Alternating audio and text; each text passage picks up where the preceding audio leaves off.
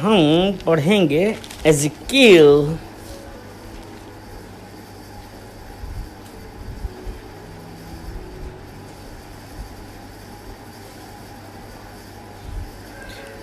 उसका 33 और उसका 12 वचन पढ़ते हैं। मनुष्य के संतान अपने लोगों से यह कहे, जब धर्मी जन अपराध करे तब उसका धर्म उसे बचा न सकेगा, और दुष्ट की मुश्किल भी जो हो, जब वह उससे फिर जाए तो उसके कारण वह न गिरेगा। और धर्मी जन यदि वह पाप करे तब अपने धर्म के कारण जीवित न रहेगा। तो यहाँ आमीन। चलिए प्रार्थना करते हैं। पिता परमेश्वर, हम धन्यवाद देते हैं पिता परमेश्वर इस वचन के लिए, पिता परमेश्वर राइचसनेस के लिए। पिता परमेश्वर धन्यवाद करते हैं इन वचन के अनुसार। पिता परमेश्वर आप बदलने वाले पिता परमेश्वर, आप हम लोगों से बातें करिए। और पिता परमेश्वर इन वचनों को पिता परमेश्वर आप रिवील करिए। सारा आदर महिमा हम आपको देते हैं यीशु मसीह के नाम से, आमीन। हे मनुष्य के संतान, अपने लोगों से ये कि जब धर्मी जन अपराध करे तब उसका धर्म उसे बचा ना सकेगा।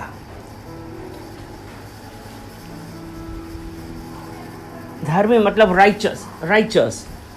अगर अपने आप को हम बोलते हैं हम राइचस हैं,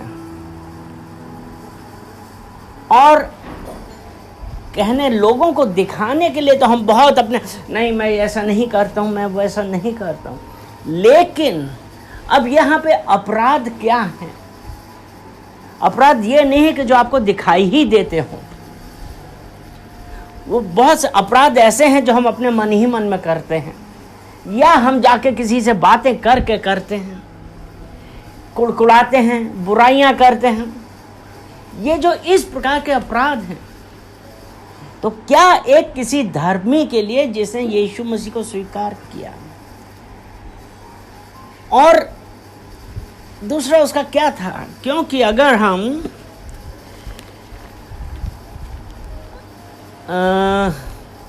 इफिसियों पढ़ते हैं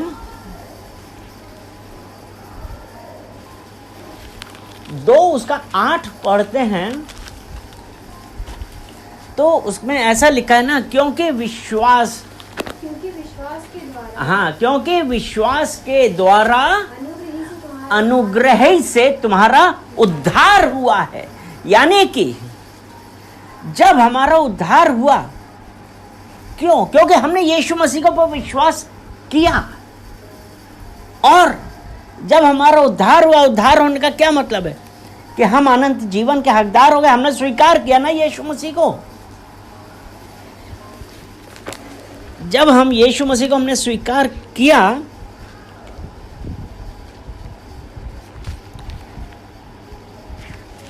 तब यीशु मसीह ने क्या कहा? जब हम लोग उद्धार क्या करते हैं कि आप मेरे हृदय में आइए, मेरे परमेश्वर और मेरे स्वामी बनिए।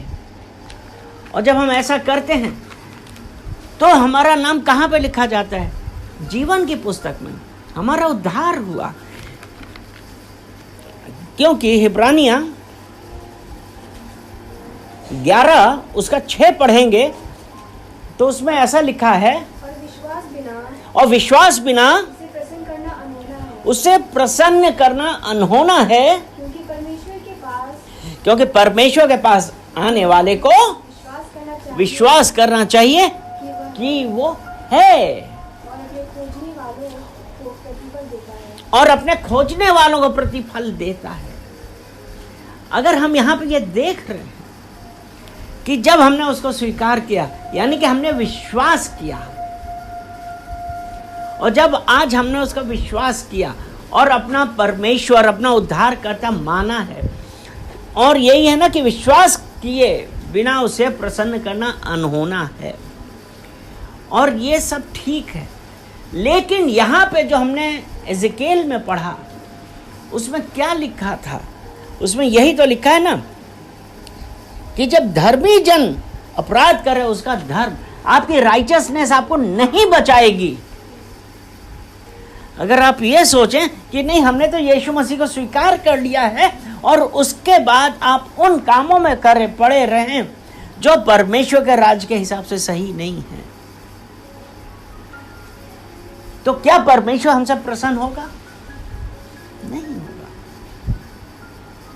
लेकिन हम क्या करते हैं, वो इसलिए होता है, ऐसा क्यों होता है कि हम परमेश्वर को स्वीकार करने के बावजूद भी इन सब बातों पे पड़े, बुराई करना, कुड़कुड़ाना, चुगली करना, या अपने ही मन दूसरे का बुरा सोचना। तो क्या हम धर्मी कहलाएंगे?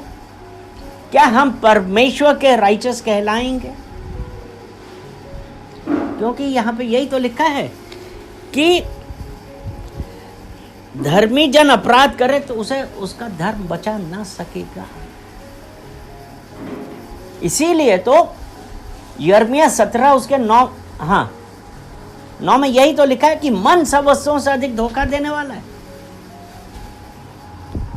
17:9 है। हाँ, उसका भेद कौन जान पाया? उसमें असाध्य रोग लगा है। मन सब वस्तुओं से अधिक धोखा देने वाला है। हाँ, उसमें असाध्य रोग लगा है। उसका भेद कौन समझ सकता है? वो परमेश्वर। यहां पे इसीलिए ये इतना साफ साफ लिखा है कि मन सब वस्तुओं से अधिक धोखा देने वाला है। जितने भी दंड फंद होते हैं ना, वो हम अपने दिमाग से ही कर रहे हैं। हम यही सोचते हैं कि किस प्रकार से उसका ये हो जाए वो, लेकिन परमेश्वर ने तो हमको ऐसा नहीं बतलाया है ना। परमेश्वर हम लोगों से क्या चाहता है कि हम अपने आप को बदलें। जब अगर हम नहीं बदल पाते तो इसका क्या मतलब है कि हमने खुश करने के लिए बपतिस्मा भी ले लिया, हमने खुश करने के लिए यीशु मसीह को स्वीकार भी कर लिया, लेकिन अगर हमारा मन ही ना बदले तो उसका कोई फायदा नहीं है। क्योंकि परमेश्वर हमारे बाहरी रूप से कतई प्रसन्न नहीं होता है। वो क्या देखता है? हमारा भीतरी मन। इसीलिए यिर्मयाह 17 उसका 10, मैं यहोवा मन को खोजता और हृदय को जांचता हूं, ताकि प्रत्येक जन को उसके चाल चलन के अनुसार अर्थात उसके कामों का फल दे सकूं। यानी कि वो परमेश्वर मन को खोजता, हृदय को जांचता है कि हमारे अंदर क्या घूम रहा है। वो परमेश्वर। क्योंकि देखिए, सबसे बड़ी बात तो यह है कि परमेश्वर का वचन यह भी कहता है ना कि तुम्हारे मां के गर्भ में आने से पहले ही मैंने तुम्हें चुन लिया था। जब आज वो परमेश्वर, उसका पहले ही से प्लान था, हमारा तो अस्तित्व ही नहीं था, लेकिन हमारा यह सब कुछ परमेश्वर की पुस्तक में लिखा हुआ था। हमारा नाम वहां पे लिखा हुआ था। यह भी था कि हम यहां पे होंगे, क्योंकि उसको हमारा अंत हमारे पैदा होने से पहले ही पता। वो परमेश्वर। अगर हम भजन संहिता 139 देखते हैं,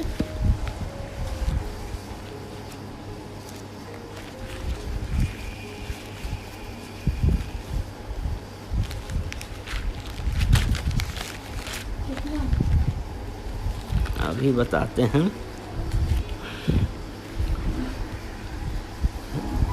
उसका 15। जब मैं गुप्त में बनाया जाता और पृथ्वी के नीचे स्थानों में रचा जाता था, तब मेरी हड्डियां तुझ से छिपी ना थी। जब मैं गुप्त में बनाया जाता, पृथ्वी के नीचे स्थानों में रचा जाता था, वो परमेश्वर, वो जो हमारा सब कुछ जानता है, उसने ये भी है ना कि हमारी एक भी हड्डी उसे छुपी ना थी। तो आज अगर हम ये सोचते हैं कि आज जो हम कर रहे हैं वो लोगों को पता नहीं, लेकिन परमेश्वर सब जगह मौजूद है, उसको सब बात हमारे बारे में पता है। तो इसीलिए उसने कहा ना कि अगर धर्मी जन अपने धर्म से हट के कुछ भी करे उसका वो प्रतिफल भोगेगा। इसीलिए रोमियो की पत्री उसका पहला अध्याय उसके 18 में यही लिखा है, परमेश्वर का क्रोध तो उन लोगों की सब अभक्ति को अधर्म हाँ, परमेश्वर का क्रोध उन लोगों की सब अभक्ति पर अधर्म और अधर्म पर स्वर्ग के प्रकट होता है, पर स्वर्ग से प्रकट होता है। जो सत्य का आदरण हैं? जो सत्य का आदरण हाँ जो सत्य का आदर हाँ से दबाए रखते हैं। हाँ, यानी कि उन लोगों पे, किन लोगों पे प्रकट होता है? परमेश्वर का क्रोध, बताओ किन लोगों पे? इसमें तो लिखा है ना, जो सत्य को अधर्म से दबाए रखते हैं भाई। यानी कि हमने तो कहा अगर हमको सत्य मालूम है, क्योंकि परमेश्वर के अनुग्रह से ही हमारा उद्धार हुआ है, और ये मानने के बावजूद भी, जानने के बावजूद भी हम इस सत्य को अब काहे से दबा रहे हैं? अधर्म से। इसीलिए तो एजिकियल में हमने यही तो पढ़ा ना कि जो धर्मी है वो अपराध कर रहे हैं। तो परमेश्वर का क्रोध स्वर्ग से उन लोगों पर प्रकट होगा जो सत्य को अधर्म से दबाए रखते हैं। तो आज हम देखें अपने आप को, क्या हम वो परमेश्वर की बातों को दबाए रखते हैं, या परमेश्वर को जानने के बावजूद भी हम इन सब बातों में पड़े हुए हैं? मनी महन पीठ पीछे बुराइयां कर रहे हैं, किसी के लिए गलत सोच रहे हैं। परमेश्वर का क्रोध अवश्य ही भड़केगा। हमारे लिए बेहतर है कि हम अपने आप को जांचें। वो परमेश्वर दया करने वाला है। उसने ये कहा ना, पहला यूहन्ना उसका पहला अध्याय उसका 9वां वचन, यूहन्ना की पहली पत्री, यदि हम अपने पापों को मान लें, यहाँ पे है कि यदि हम अपने पापों को मान लें तो वो हमारे पापों को क्षमा करने और हमारे सब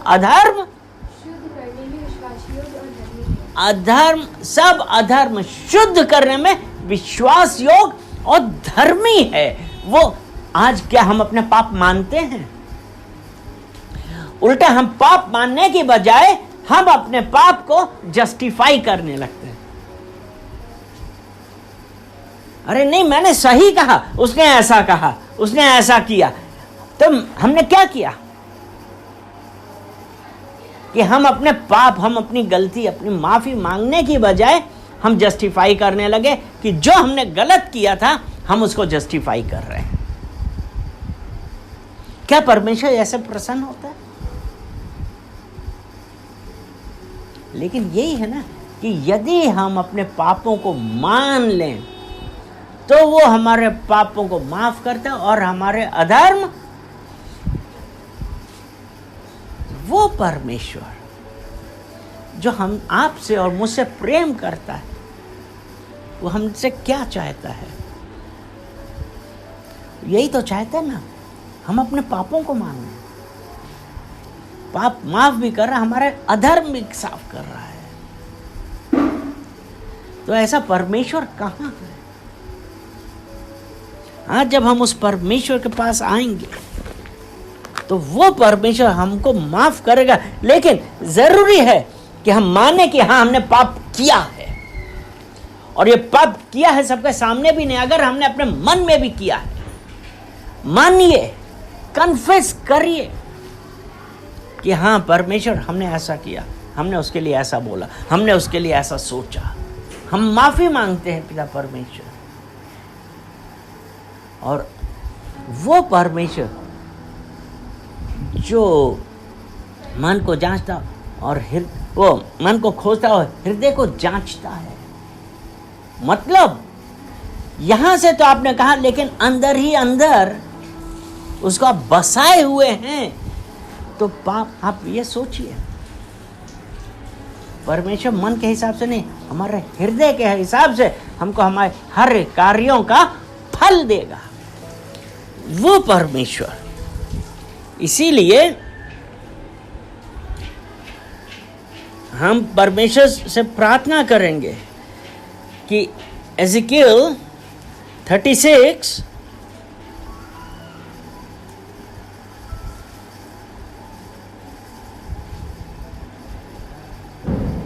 और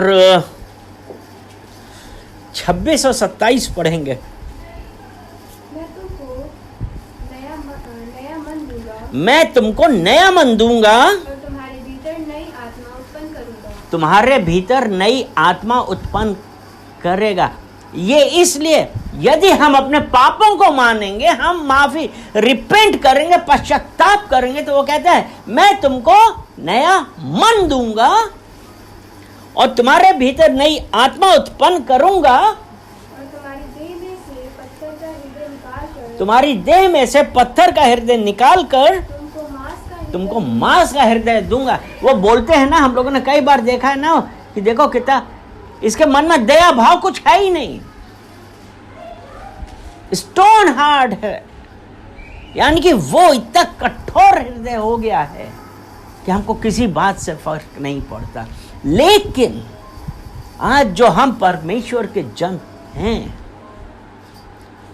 तो उसका अपने पापों का पश्चाताप किया है, हमने अपने पापों को माना है, तो वो परमेश्वर ये कहता है कि मैं तुमको नया मन दूंगा और तुम्हारे भीतर नई आत्मा उत्पन्न करूंगा, जो तुम्हारी देह में से पत्थर का हृदय निकाल कर तुमको मांस का हृदय दूंगा। 27 वचन, मैं अपना आत्मा तुम्हारे भीतर देकर ऐसा करूंगा, तुम अपना आत्मा तुम्हारे भीतर दे के ऐसा करूंगा कि तुम मेरी विधियों पर चलोगे और मेरे नियमों को मानकर उसके अनुसार करोगे। परमेश्वर के नियमों को, परमेश्वर के रास्ते पे चलेंगे, परमेश्वर का भय मान के चलेंगे। तो वो ये कहता है कि तुम मेरी विधियों पर चलोगे। तो आज वो परमेश्वर, अगर हम परमेश्वर के नियमों के अनुसार चलेंगे, परमेश्वर के अनुसार चलते हैं, तो यही है ना कि तुम मेरी विधियों पर चलोगे और मेरे नियमों को मानकर उनके अनुसार करोगे।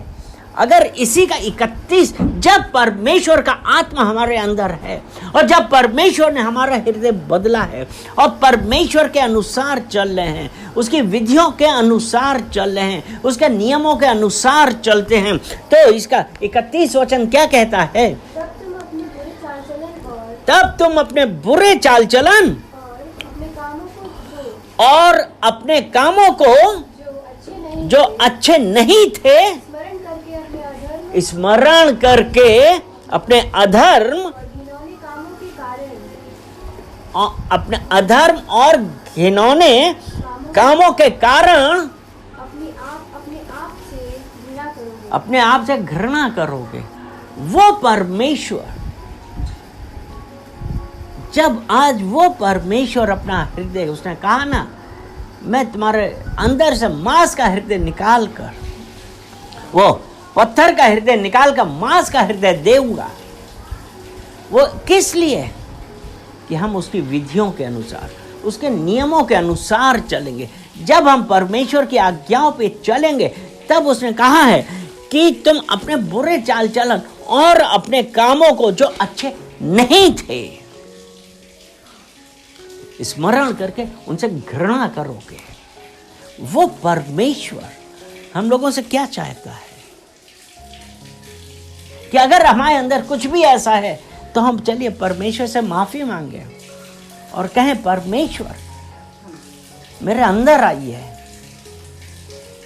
जो भी बुरी, वो जो कुछ भी है मेरे अंदर से निकालिए, मुझे शुद्ध करिए, मुझे माफ करिए पिता परमेश्वर, क्योंकि आपने कहा है, पहला यूहन्ना 1:9 में यही तो कहा है कि वो हमें सारे अधर्मों से, हमें पापों से माफ और हमारे अधर्मों से शुद्ध करने में विश्वास योग्य और धर्मी है।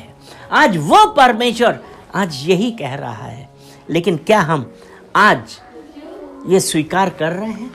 क्या हम ये पश्चाताप कर रहे हैं? क्या हम ये कन्फेस कर रहे हैं कि हमने पाप किया है, हम पापी हैं? वो परमेश्वर आपको माफ करने के लिए मौजूद है। उसने कहा है, मैं तुम्हारे साथ हूं। हालेलुया। परमेश्वर का हम धन्यवाद देते हैं कि उस परमेश्वर ने अपने वचनों के द्वारा हम लोगों से बात